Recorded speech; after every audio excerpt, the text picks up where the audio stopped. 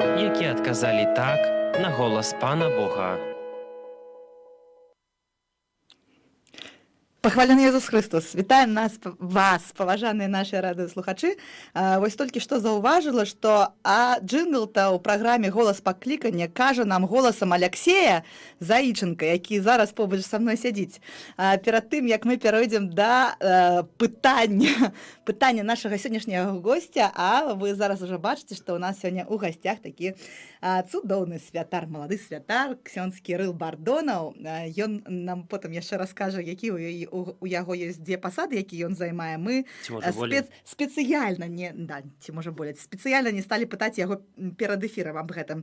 Але ж крыху зраблю такі ўводзіны. У нас сёння ўжо новы фармат нашай праграмы, бо раней мы яе вялі разам з айцом Александром Уласам. Сёння яго ўжо з намі няма, але ж у нас з'явілася ідэя, што гэтую праграму можна рабіць, каб прыходзілі да нас семінарысты і самі пыталіся аб голасе паклікання ў ўжо сапраўдных святароў, каб гэта было так найбольш цікава. Вось таму паспрабуем сёння мы так зрабіць і прадстаўлю вам, калі хто яшчэ не ведае, нашага семінарыста Алексея Заіченка. Хвала Христу.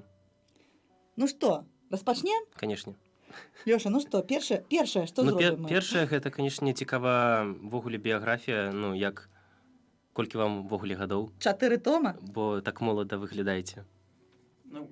На пытанне, якая біяграфія, мне заўсёды хочацца сказаць 2 сказамі, напэўна, прыйдзецца трошку больш. Цягніце час, бо ў нас ёсць 45 хвілінаў. На жаль, у нас так шмат часу, прыйдзецца, напэўна, нешта дадаць у сваю біяграфію, каб яна была большая. Гадоў мне 31 год. А так не скажаш. Усяго ці ўжо... І колькі вы ўжо ў святарстве? 6 год, у чэрвені будзе 7 год. 7 год, як я ўжо святар. Нарадзіўся я ў Вілейцы, адтуль паходжу, там заканчваў школу. Там нарадзілася думка, што Бог кліча мяне да святарскай службы. А зараз давайте гэты сказ падзелім на такія маленечкія часткі і распачнем. Ад пачатку. Дарэчы, вы сказалі, што вам 31 год, і я так вельмі здзівілася, бо яшчэ памятаю, не так даўно мы вас так паміж сабою нашай вось гэтай часткі касцёла, дзе мы на вас глядзелі, калі вы яшчэ толькі распачыналі быць святаром, мы вас так не ў жарт, а паміж сабой называлі ксёндз ребёнак. А вы ўжо дарослая, як-то так апынуліся. Хоценька, так странна. Цікавіць нас вось ад момента вашага нараджэння. Што у вас за сям'я? Хто вашыя бацькі? Бацькі, звычайная сям'я, мама, тата, старэйшы брат, старэйшы на 7 год за мяне. Бацькі мае працавалі на заводзе «Зеніт» у Вілейцы, які вырабляе оптыку. Яны навучаліся ў Санкт-Петербургу, у ВНУ, і там пазнаёміліся, і па размеркаванні трапілі ў Вілейку. У Ленінградзе яны яшчэ тады пабраліся шлюбам. Вось там нарадзіўся мой старэйшы брат, і потым ужо жыццё іх працягвалася у Вілейцы, там я нарадзіўся. А адкуль яны самі вашыя бацькі? Мой тата нарадзіўся ў Челябінску ў Расіі, а мама ў вёсцы Баруны Гашмянскага района. То бок вы такі напаўбеларус? Не, можа быць, больш складаней, не ведаю, як адказаць на гэта пытанне, бо мой дзядуля, значыць, тата майго таты, ён з Беларусі сам, яго мама майго тата, яна з Украіны. І так лёс пакіраваў, што пасля вайны апынуліся ў Челябінску. Вось і там нарадзіўся мой бацька. То есть напалову ён украінец, напалову беларус. Вы так крыху нагадваеце чалавека з Челябінску, знешне. Не. Суровага ці што? Штось такое ёсць такое, не ведаю, знешнасць такая, не зусім беларуская, а можа беларуская? Не, беларус, сапраўдны беларус. Сапраўдны беларус, да? Конечно. Семінарысты пераканаліся на лекцыях, што сапраўдны беларус. Дарэчы, ксёндз Кірыл выкладае ў нас заняткі ў семінары. Пра пытанне наконт таго, як ён любіць выкладаць вас у семінары, мы напрыканцы яго пакінем, бо я ведаю, што гэта такі сакрэт. Нельга выдаваць? Не трэба. Добра. І што? І потым яны трапілі ў Вілейку і нарадзіліся вы там. Вы сябе адчуваеце такім сапраўдным беларусам? Сапраўдным адчуваю, так, можна так сказаць.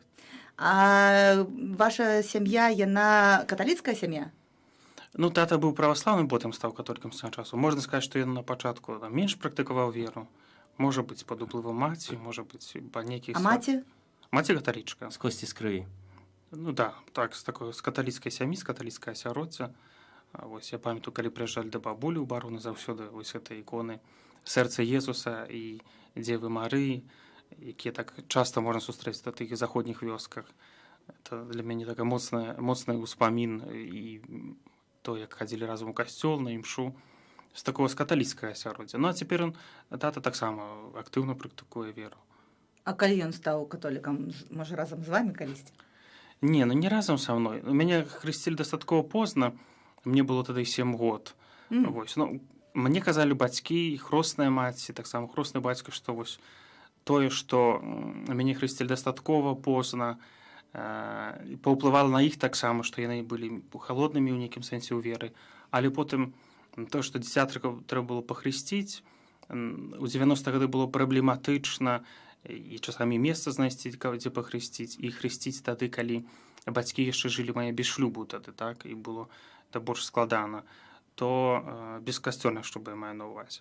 То это прывяло таго, што хрост адбыўся позна, але наказалі, што вось тое, што дзіця ўсё ж такі трэба было давесці да хросту, матывавала іх саміх задумацца над сваёй верай. Это не было нейкае такое для іх рашэнне, як это сказаць, неабдуманае, вось, ці даніна модзе. Яны адчувалі нейкія перашкоды, вось, з гэтым хростам, трэба было пахрысціць, хрост адбыўся.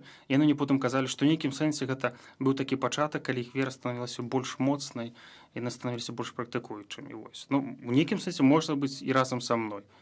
Вось.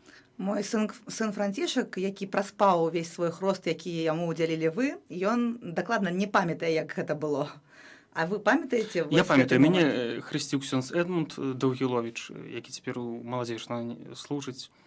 Вось я з хросту свайго памятаю, што ён ёсць такі момант у хросце, падчас хросту, калі уручаецца свечка, яе трымаюць звычайна хросныя бацькі.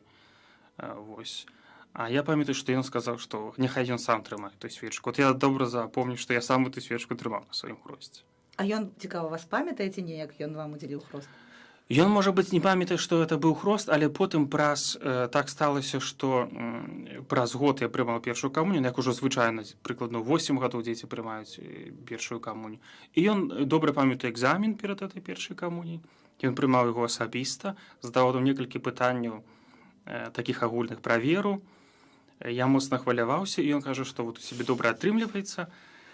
Будзеш святаром. І ты будзеш стаць міністрантам. Вот. І з этого пачалася такая дарога, бліжэй да алтара, ну вот уже фізічна. А, ён прапанаваў стаць? Прапанаваў, да. А вы? І я згадзіўся. І я памятаю, што ён і далей потым казаў, хоць каласальная розніца ва ўзросце была, і ён казаў, што ён памятае са свайго дзяцінства, як святары звярнулі на яго ўвагу, што былі некае такое сяброўства. Ну, наколькі можа быць сяброўства ў чалавека у такім узросце, з такой розніцай ва ўзросце. І вось яму б хацелася, каб таксама і я быў бліжэй да алтара. То есть менавіта вы сярод іншых хлопчыкаў, там жа былі хлопчыкі іншыя? Ну, можа быць, напэўна, ён часта бывае так, што святары заўважаюць такіх хлопчыкаў, якія маглі б служыць пры алтары. Можа быць, конечно, не толькі я былі, і іншыя таксама. Але памятаю, што ён у сваіх успамінах казаў таксама, што вяртаўся да свайго дзяцінства, што калісьці яго заўважылі, запрасілі да алтара, было нейкае сяброўства, наколькі там можна назваць сяброўствам, вось паміж святаром. І ён хацеў бы, ідучы за такім мадэлем, скажем так, паводзін. Вось. І гэта, напэўна, ён памятае. Бо калі я потым стаў святаром, і святары ж маладыя цэлебруюць першую імшу прыміцыйную, ну, сапраўдна яна першая толькі прыміцыйная. Але іншыя, вось гэта першыя імшы у розных парафіях, з якімі святар звязаны, таксама называюць прыміцыямі, ну, так спрашчаючы. І ён таксама мяне запрасіў менавіта таму, што ён памятае, што хрост ён удзяліў, вось, што першая камунія, што запрасіў быць міністрантам, такі вот моцны старт, калі можна так сказаць. Цікава. А ці былі з ім нейкія, можа, размовы пра семінарыю? Не, ну тады У 8 год, Нет, калі ўжо былі міністрантам. 9 год. Не, я не так не памятаю. Я не памятаю, каб я над гэтым моцна задумаўся, аж так далёка наперад. А вы памятаеце, вось які вы ўвогуле былі, калі вы былі маленькія? Якой был хлопчык Кірыл? Вельмі добры хлопчык. Добры хлопчык? Да, спакойны. Да? Так, як і цяпер, конечно. І вас ніколі не ругалі бацькі ні за што? Не, ну я напэўна, кожнага бацькі там не ведаю, часамі ставілі на месца, калі чалавек дрэнна сябе паводзіў. Вось, але Але ж вы Ціхі, сціплы. не паводзіў сябе дрэнна. ну часамі можа быць і паводзіў сябе дрэнна, але стараўся быць паслухмяным. А чым вы захапляліся ў дзяцінстве? Якія у вас былі там хобі? Штосьці рабілі такое цікавае? Ну, не ведаю. Я памятаю, што ў школе, але ўжо ў старэйшых класах, можа там 8 ці 7 клас, я пачаў цікавіцца больш гісторыяй. Вось і то я памятаю, што гэта пачалося з таго, што калісьці прыехала моя бабуля да нас дадому, і яна спытала, што ты вучыш, што нам задалі на заўтра, наступны дзень у школе. Ну, як гэта часамі бывае. І, можа быць, это пытанне было такое больш проста спытаць, ці ты падрыхтаваны, ці не. Ну, я кажу, што я вывучаю, рыхтуюся на занятках да заняткаў па гісторыі. І яна спытала, якая тэма, вось тэма такая, ну, раскажы мне. І я вот расказаў ёй, ну, і мы ведаем, што калі ты камусьці штосьці расказваеш, ты найлепш тады это запамінаеш. І мне тады атрымалася наступны дзень вельмі добра адказаць, і вот мне спадабалася это тое, што ты можаш, ну, это быў старт такі вот захаплення гісторыі. Каб потым там на Алімпіяду паехаць, такое што-небудзь. І потым Алімпіяды. Ну, вот. А як вы вучыліся? Ну, добра вучыўся. О, не цікава. Паводзіны добрыя, вучыўся добра. Ну, сярэдні бал у меня 8,2 быў. А, уже тогда была такая шматбальная система? Так, и наша школа была одна из тех школ, на которых проводили, скажем так, эксперимент, уводили 10-бальную систему не одразу во всю республику, а поступово. Выбирали початку некалькі школ, и потом растягивали эту практику на всю краину. На молодых святарах практиковались. Ну, можно и так сказать. И мы памятаем, что я добре запомню, что тогда наставники еще вырашали, як мае выглядаць гэта шматбальная сістэма. Ці гэта мае быць, напрыклад, 3-, 3+, 4-, 4+, 5-5+, ці 10-бальная сістэма. І настаўнікі сказалі, ну, калі мы будзем ставіць мінусы, то все просто будуць выправляць іх на плюсы. І таму яна стала 10-бальнай. А вы выправлялі? Ну, да нічого він такого не рабіў. Ну, він такой... По-рознаму было. Ну, і бачце, по-рознаму. Ну што? Нешта скрывае. Мы яго ўжо там размягчылі пра голас паклікання пытаць, але яшчэ папытаем, там, што там у школьцы было.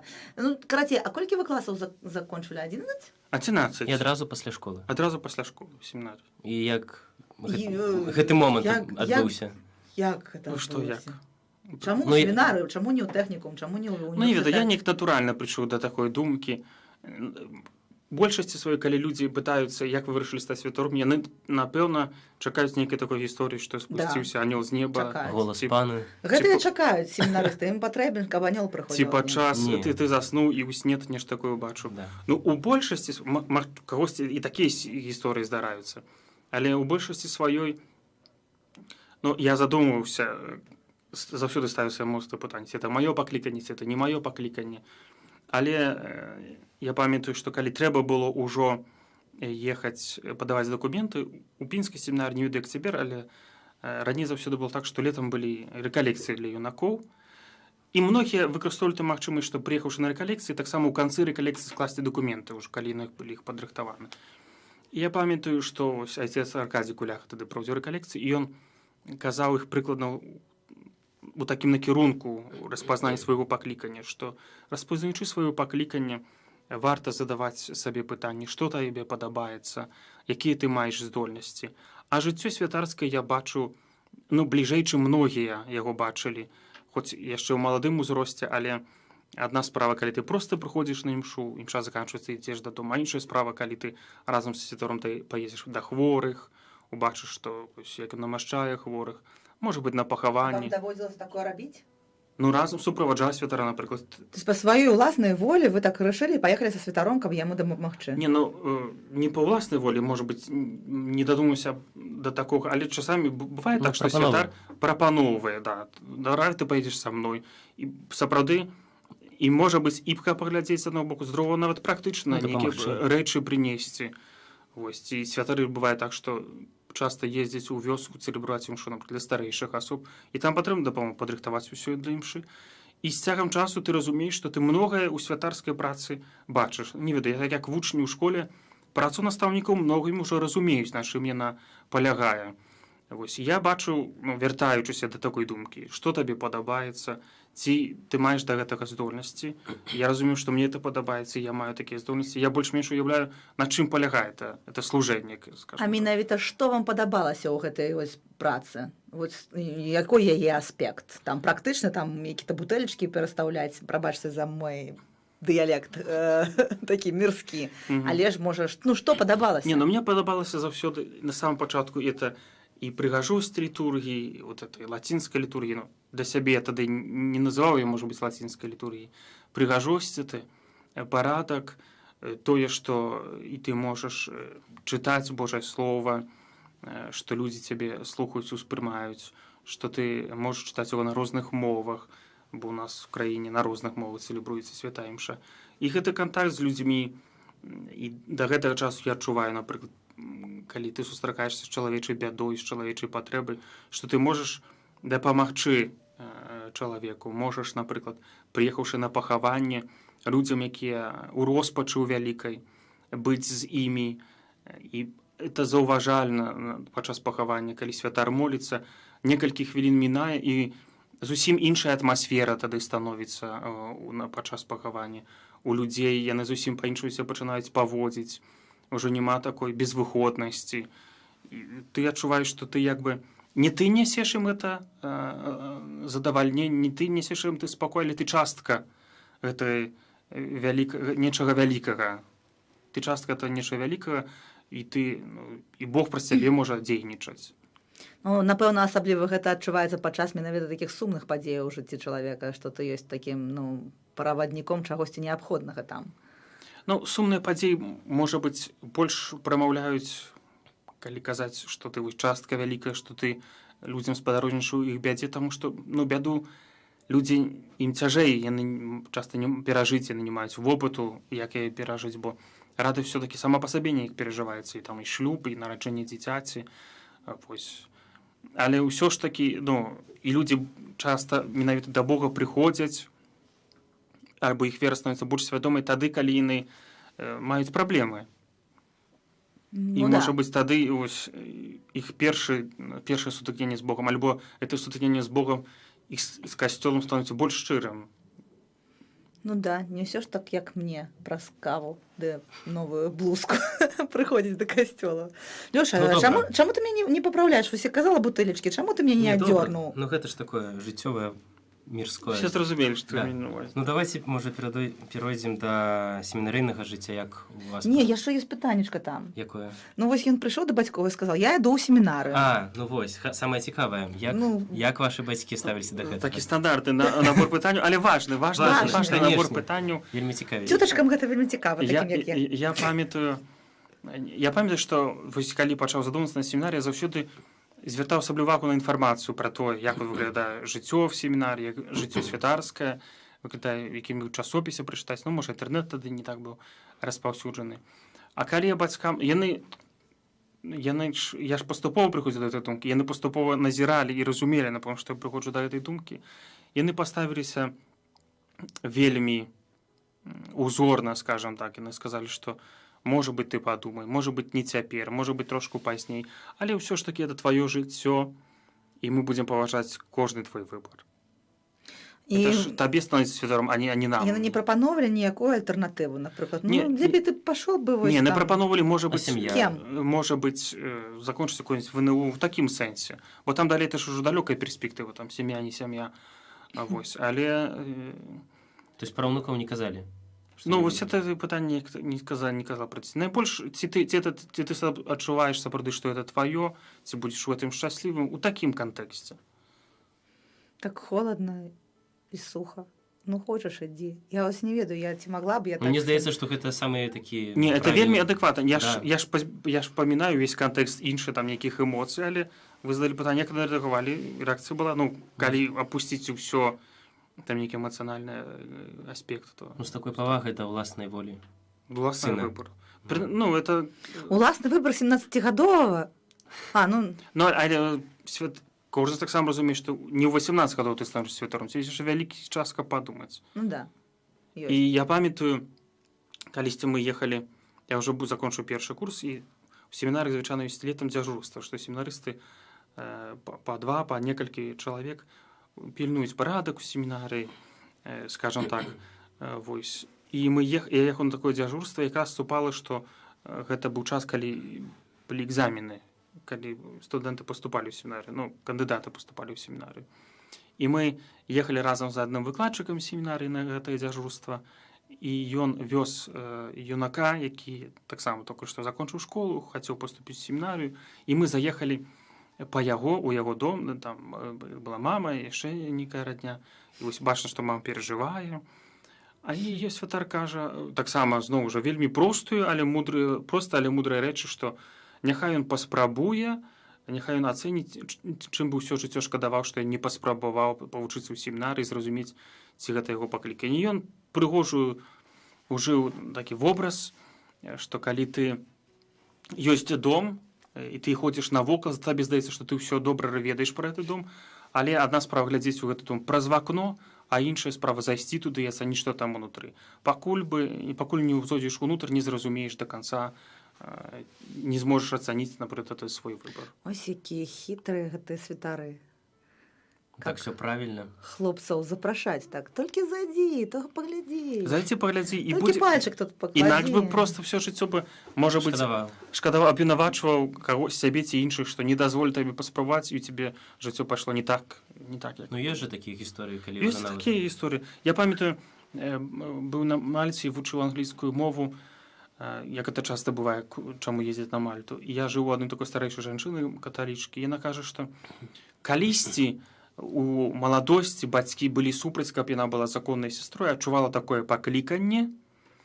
І яна кажа, што між іншым мяне не ўкладвалася жыццё таксама па гэтаму у перспектыве потым, аналізуючы, яна так рабіла такую выснову.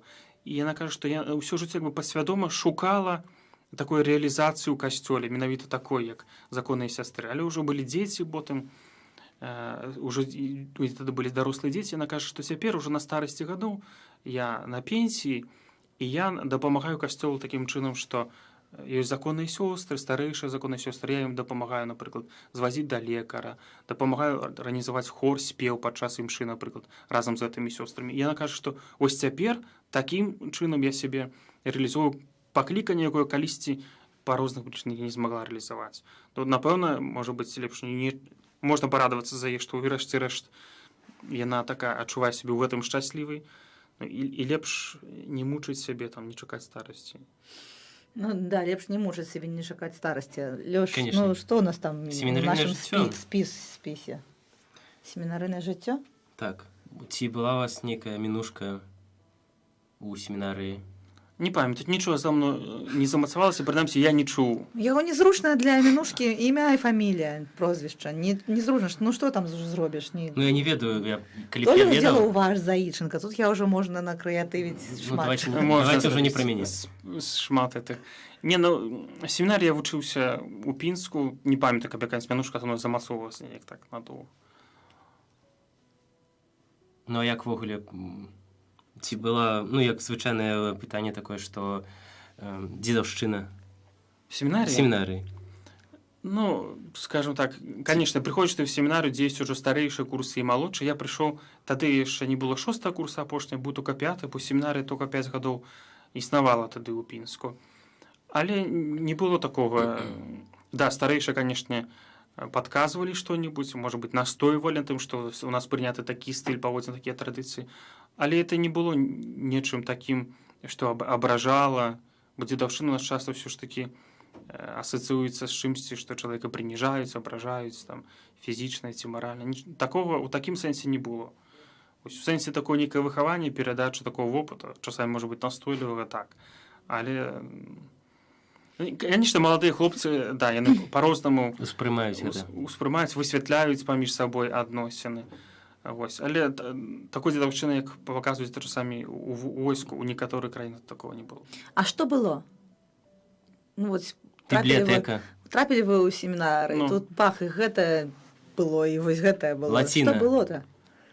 В сэнсе, як выглядала жыццё Ну, семінарыі? мяне вот цікавяць больш такія, Бытавыя рэчы? Не бытавыя рэчы, а вось пачуцці, што было складана гэта, і было складана прыстасавацца, ці наадварот лёгка і цікава прыстасавацца да вось гэтага. Ну, што там было там у семінарыі?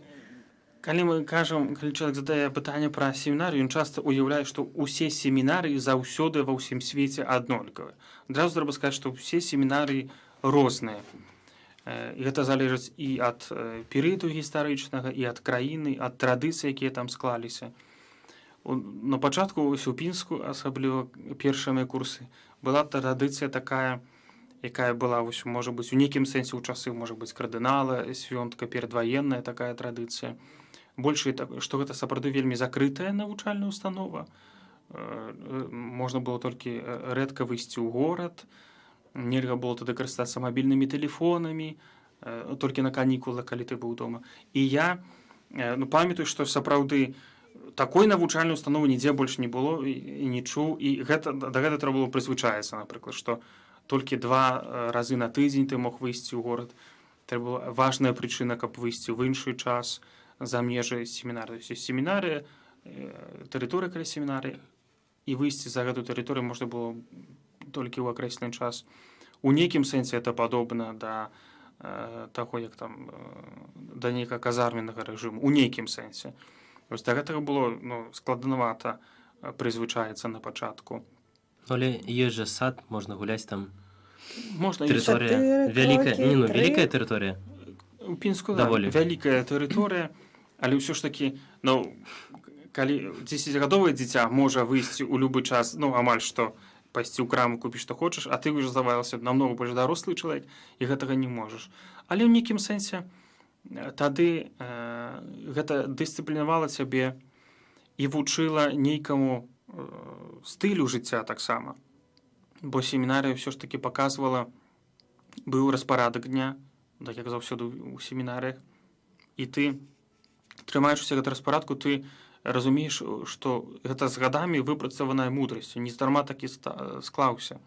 Пачынаць дзень з малітвы, са святой імшы, знайсці час і на адукацыю, на выкананне, на нейкую фізічную працу, на адпачынак, каб усё было ў меру. І ты паступова разумееш, што гэта вельмі мудры расклад дня, якога варта трымацца заўсёды, наколькі гэта магчыма. З цягам часу у Пінску я памятаю, што гэтая закрытасць і, можа быць, бар'ер дыстанцыя паміж адміністрацыяй семінарыі і семінарыстамі станавілася меншай. Вось так, як у большасці сваю семінары выглядаюць на захадзе цяпер, дзе яны амаль што не закрытыя навучальныя установы, у такім сэнсе, што у кожны час ты можаш выйсці. Та закрытасць станавілася меншай. І з іншага боку, это таксама можна было ацаніць.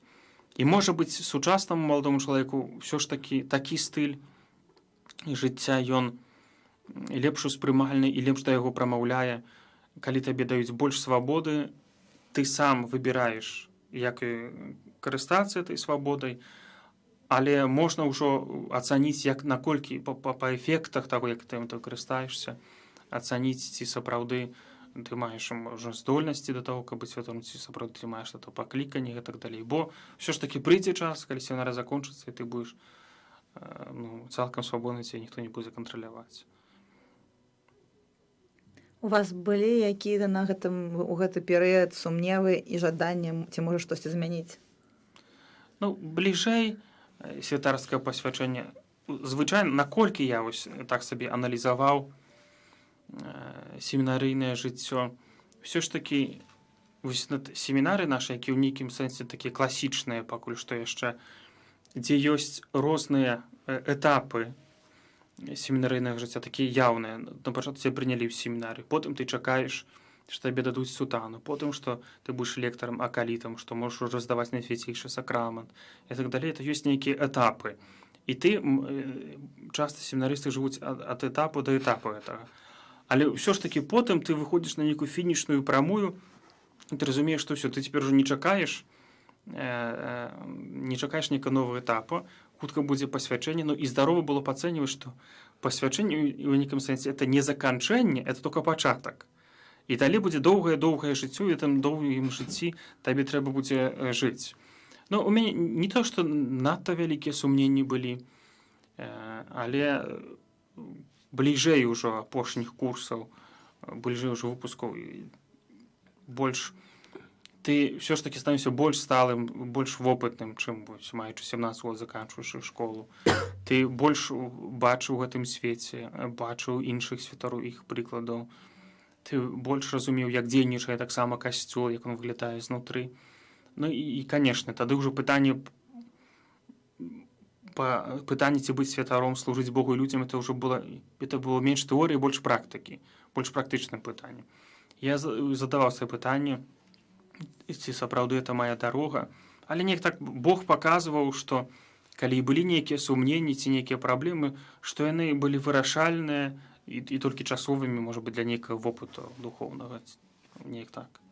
А ці, можа, згадаеце кагосьці з настаўнікаў, якія найбольш паўплывалі на вас, як на будучага цяперашняга святара, чыі словы былі найбольш такімі эфектыўнымі і моцнымі? Што мы маем на ўвазе пад настаўнікамі? Ну, настаўнікам, хтосьці паўплывалі чалавек, ці, можа, настаўнік у семінары, ці, можа, хтосьці з ксяндзоў, які ў вас не выкладалі, але ж вось так захаплялі сваім там словам, якое вас дакранулася. Бог так прыкрываў, што я з многімі святарамі сутыкаўся, з добрымі прыкладамі.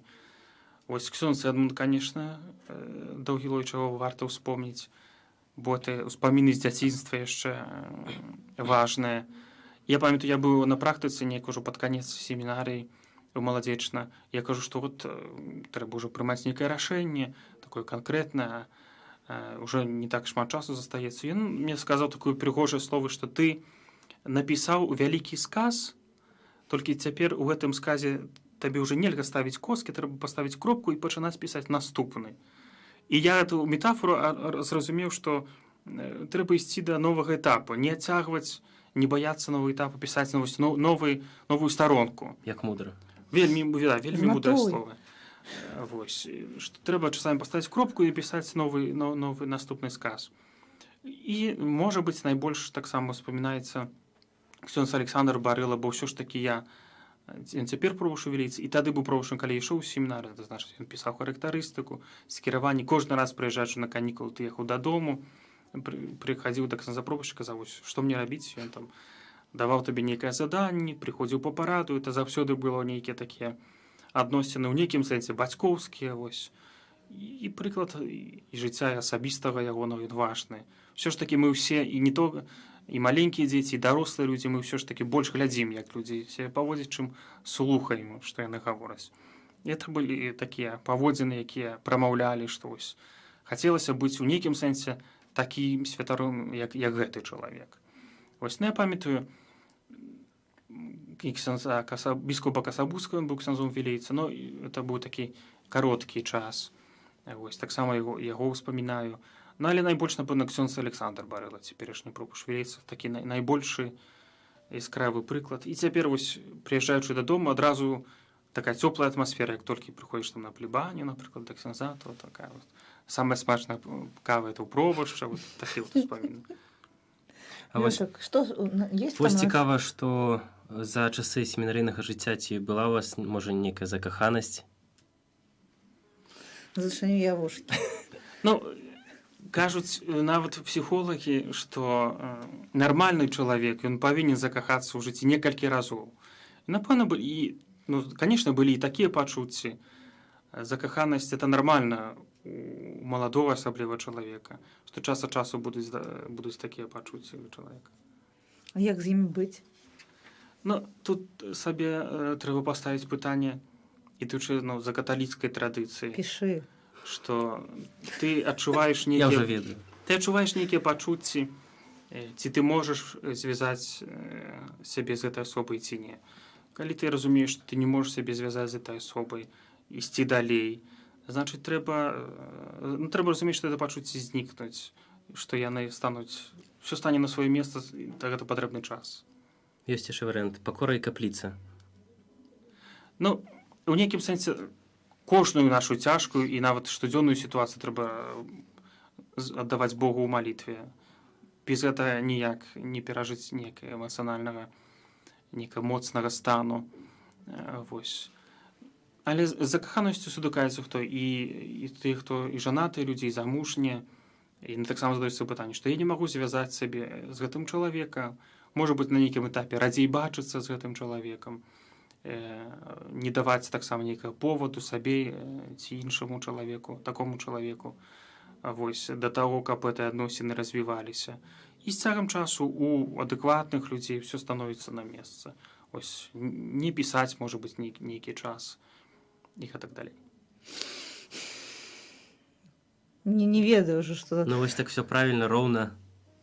Ну, што можна ўжо спытаць, а мне заўжды цікава, бо я спяваю ў касцёльным хоры, і часта мы з'яўляемся сведкамі таго, як хлопцы становяцца святарамі. І як калі яны так кладуцца ўніз лицом, там у крыжы перад алтаром ляжаць, і мы там заўжды там наверху плачам, шчыра кажу. Вот што вы адчувалі ў гэты момант? Ну, цяжэй неяк было эмацыянальна перажыць дыяканскія пасвячэнні, тыя першыя. Вялікае хваляванне, адчувалася вялікае хваляванне, вось, і я адчуваў, мяне пасвячалі з ксяндзом Александром Шубенькам, у дыяканы разам маладзечна. І з яго боку я таксама па ім бачыў, это вялікае хваляванне, і мне б здавалася, што хто-небудзь скажа якое-нибудь слова, можа быць, там падумай, перадумай, я сапраўды, можа быць, там эмацыянальна таму паддаўся. Але ўжо, калі былі прэзбітарскія пасвячэнні, ўсё перажывалася спакойна. То есть это ўжо... Другі раз? Ну, у нейкім сэнсе другі раз. Уже да біскупа ўжо ачарствееш зусім? Нічога? Час пакажа. Я жартую, я у нас тут на студії жартаўнік, таму мяне можна неуважліва слухаць. Лёша, спасай сітуацыю. Вось паговорым пра цяперашні час. Якія у вас ёсць функцыі? Ну, асноўнай функцыі дзве. Ну, звычайна, у Беларусі у кожнага святара много функцый большых ці меншых. Асноўнай функцыі дзве — это у касцёльным судзе працаваць, як касцёльны суддзя, і вікарый у чырвоным касцёле. Дзве асноўныя функцыі. Ну, а там меншая функцыя, напрыклад, у семінарыю прыехаць у першы падрыхтоўчы курс для семінарыстаў тут у Мінску на лекцыі. У вас такія не слабенькія функцыі, я б сказала. Ну, троху ёсць. 31 год, ксёндз ребёнок. И такие функции, я на то тетя Женя, что я ж могу так казать. Мы яго так пажаночы там, ну, как-то шкадавалі, такі худенькі, маленькі быў, такі хлопчык, а зараз уже вось касцёльны суд і чырвоны касцёл. Ну, жыццё ж. Як з гэтым жыць? Ну, з гэтым можна жыць. Я думаю, што доброму чалавеку ўсюды добра, поэтому... Ну, гэта адказна, гэта складана. Як гэта? Конечно, это адказна, это складана. А в чым канкрэтна пытанне? Я не ведаю, як спытаць. Ну, як, напрыклад, вы перажываеце свае нейкія цяжкасці, хваляванні, акрамя тоже пакоры і капліцы? Што вы робіце ў сваім такім святарскім жыцці? Заўсёды, практычна. Апрача пакоры і капліцы, якая добрая кожнаму чалавеку можа параіць. Это нейкая святарская салідарнасць таксама. Бо ўсё ж такі светскі чалавек ніколі да канца святара не зразумее ягоных праблем, радасцяў. Можа быць, адзінай парадай светскага чалавека будзе там, раз табе не падабаецца, можа быць, змяні там, як быццам бы працу можна так лёгка змяніць, як працу нейкую іншую светскую. Вось, это размаўляць з іншымі святарамі, нейкія такія проста сяброўскія адносіны, мець духоўнага кіраўніка таксама важна, які не будзе да канца тваім сябрам, які умее часамі быць патрабуючым. Але для святароў важна вот эта святарская салідарнасць. Яна падтрымлівае, бо многія большасць нашых праблем, з якім стыкаецца чалавек і ў святарстве, і не толькі ў святарстве, яны не ўнікальныя. Хтосьці калісьці перажыў падобнае, хтосьці калісьці з гэтым змог справіцца правільна, вось, недеструктыўна, і пачуць, запытаць параду, проста выгаварыцца. Ну, вось это важна для святара. Да, заўжды важна, што ёсць хтосьці з такім жа чымсьці падобным і ў гэтай суполкі сустракацца, каб как-то варыцца разам у адной такой, не знаю, котле, як гэта па-беларуску сказаць, не ведаю. Ну да, я заўжды шкадую такога святара, які апынуўся адзін у там дзесьці такой, ну, далёкай парафіі, і там яго ёсць там некалькі чалавекаў, і там у суседняй таксама, і ён адзін, і вось гэтая зіма, і вось гэтая хатка стылая маленькая, і я думаю, ну як ён там? Як быць тады? Ну, Бог мяне, вось вы сказалі, што у мяне много заданий, но мне здаецца, што якраз служыць у такой маленькай мясцовасці, у такім кантэксце, можа быць у нейкім сэнсе складаней, бо ўсё ж такі, калі ёсць нейкая сістэма у двухкосці, яна сама цябе будзе трымаць. Калі у цябе ёсць много заняткаў, ты вымушаны ствараць сабе план дня, это ўжо тваё жыццё напаўняе тваё жыццё. А можа быць больш праблематычна, калі ў цябе шмат свабоднага часу, калі у цябе навокал няма тых, хто цябе да канца разумее. Это большасці датычыць святароў, якія служаць на ўсходзе нашай краіны. І ночы, вецер, і снег. Калі, напрыклад, у будні ты адзін, ты не да канца разумееш, ці твая святарская паслуга патрэбная, ці надае эфект. Усё ж такі это нейкім сэнсе місійная дзейнасць. Вось, так, якой мы часамі не падрыхтаваны былі ў семінарыі да такіх умоваў. Вось. Гэта ў нейкім сэнсе больш складана. І я заўважаю, што гэтыя святары на ўсходзе моцна трымаюцца тады і добра трымаюцца тады, калі трымаюцца адзін за аднаго, між іншым таксама. За суседа, ўсё ж такі цяпер суседні свята не за 500 кіламетраў будзе. Трымаюцца на телеге. За суседа на маршрутцы. Ну, не лепей. Вось. І у нейкім сэнсе, да, там это ўсходняе служэнне ва ўсходніх частцы нашай дыяцэзіі, на Магілёўшчыне, на Гомельшчыне, у Пінскай дыяцэзіі, на ўсходзе Віцебскай вобласці будзе у святарскім служэнні часамі самым цяжкім. Бо ўсё ж такі у 90-е гады людзі не да канца разумелі, хто такі святар. Для іх это часта быў той, хто прыехаў з Польшы, так быў іншапланецянін. Цяпер гэта становіцца менш. Але там на ўсходняй тэрыторыі, між іншым, наколькі я разумею, што людзі так яшчэ ўспрымаюць святара, што ён хтосьці не з гэтага свету, і таму, можа быць, ён часта адчувае дыскамфорт у такім грамадстве. Вось, я памятаю, ксяндза Паўлюкевіча ёсць такі прапаведнік у Польшчы. Ён расказваў пра то, як ён вярнуўся з семінарыі, на першыя канікулы прыехаў, то есть на першым курсе. І нават у Польшчы ён расказвае, як гэта выглядае. Ён прыязджае дадому, сядае, ёсць яго родныя, там мама, тата, яшчэ хтосьці. Ён адчувае ў пэўным сэнсе цішыню, і яны ўсе глядзяць. Клерык сеў за стол. Клерык пачаў есці салат. Гэта ў нейкім сэнсе цяжкавата. А тым больш там на ўсходзе. А мне яшчэ таксама вельмі страшна за святароў. Ну, напрыклад, калі ты трапіў у маленькую парафію, дзе ўсё ж такі ёсць вера, ёсць захаванае каталіцтва, там ёсць 14 бабуляў, але ж яны жадаюць святара. А вось калі, ну, я па сваёй працы часта бываю ў такіх месцах, дзе я бачу, што ну, не патрэбен Бог увогуле людзям. Ну, напрыклад, там мой кітайскі партнёры, і там все, што звязана з гэтым. Я бачу, што ў людзей ёсць там задачы, бізнес-задачы, цэлі, мэты, гэтыя, і ўсё гэта такое зіждзецца, такое слово ёсць добрае. У такіх матэрыяльных рамках там не патрэбна ні тая вера, ні той храм, ні той святар, нічога. Калі б так вот трапіць туды, што рабіць? А такое біцца галавой? Не, ну ўсё ж такі іерархія касцёльная, якая вырашае, ну, кадравае рашэнне, біскуп, калі вырашае кадравае рашэнне, пасылаць святара там, дзе святар у першую чаргу больш-менш патрэбен. Ну, які сэнс пасылаць святара там, дзе не будзе не Ну, а як жа евангелізацыя? Ну, евангелізацыя ў першую чаргу пачынаецца з таго, што святар прапаведуе тым, хто гатовы яго слухаць. У нашых часах евангелізацыя будзе пачынацца да тых, хто не гатовы, можа быць, каму Богу не патрэбны, у мас-медыа, вось у такім сэнсе. Бо нікога нельга прымусіць верыць, можа толькі прапанаваць веру. Ну, у мяне ёсць такі знаёмы адзін у Фейсбуку, які ганьбіць заўжды ўсё, што звязана з царквой, з касцёлам. Ну, так просто такімі словамі. Не магу выкрасліць сяброў, бо ён сапраўды мы такі уже некалькі дзесяцігоддзяў як такі сябра у жыцці, але ж вось гэтае чытаць кожны раз, калі піша вось гэтую вось ганьбу. Ну, што тады рабіць? Не абавязкова быць святаром, каб рэагаваць на гэта. І можа быць, часамі лепш, каб святар бы прамаўчаў, бо такія людзі часта яны агрэсіўна рэагуюць увогуле на тое, што ты святар. Яны ўсё ж бы што ты не сказаў, ужо адразу ім будзе асуджацца, бо іх ёсць створаны нейкі вобраз святара, непраўдзівы, фальшывы. З такімі людзьмі лепш размаўляць свецкім асобам.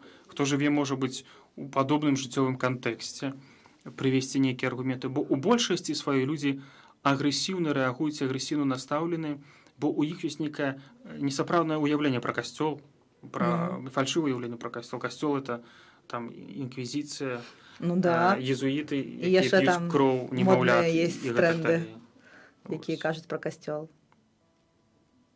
Конечно, ёсць касцёлы і драматычныя, нейкія цёмныя гісторыі і нейкія скандалы.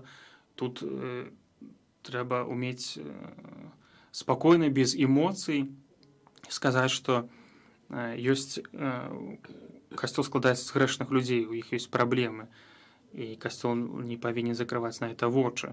Але у інтэрнэце часта зашмат эмоцый людзі праяўляюць. Калі гэтыя эмоцыі, скажам, пакінуць на бок эту агрэсію, можна пачынаць спакойную дыскусію. Калі чалавек не гатоў весці эту дыскусію, значыць, не трэба праводзіць далей. Можа быць, прыйдзе час і пазней. Не, ну, калі мы ўсе паміраць будзем, так успомнім, конечно, узгадаем.